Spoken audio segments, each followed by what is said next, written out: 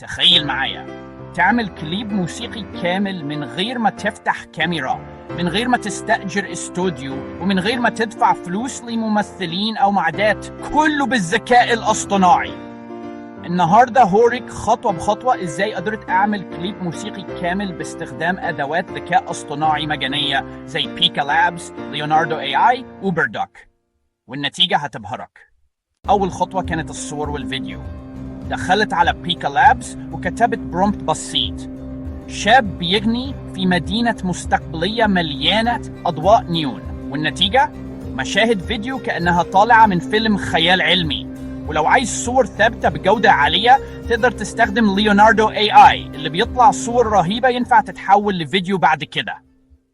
تاني خطوة كانت الصوت. كتبت جمل صغيرة زي This is my AI song، واستخدمت موقع اسمه أوبردوك AI اللي بيحول النص لأغنية أو صوت غنائي حقيقي.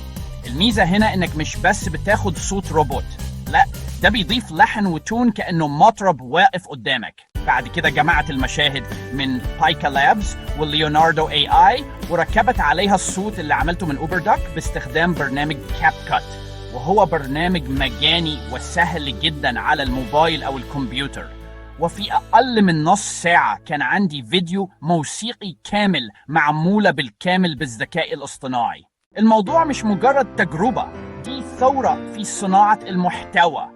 يعني بدل ما تحتاج ميزانية ضخمة أو فريق إنتاج، تقدر تبدأ من موبايلك أو لابتوبك وتطلع كليبات، إعلانات، أو حتى فيديوهات أنيميشن، وكل ده باستخدام الأدوات اللي وريتها لك دلوقتي. وبكده قدرت أعمل فيديو موسيقي كامل من غير معدات، من غير استوديو، ومن غير أي تكلفة تقريبا، كله بالذكاء الاصطناعي. الأدوات اللي استخدمتها النهاردة هي بيكا لابس، ليوناردو AI، أوبردوك، كاب كات. لو عايزني أشرح لك كل أداة بالتفصيل في فيديو منفصل اكتب لي تحت في الكومنتات عاوز الشرح. وما تنساش تعمل لايك وسبسكرايب عشان يوصلك كل الجديد في عالم الذكاء الاصطناعي.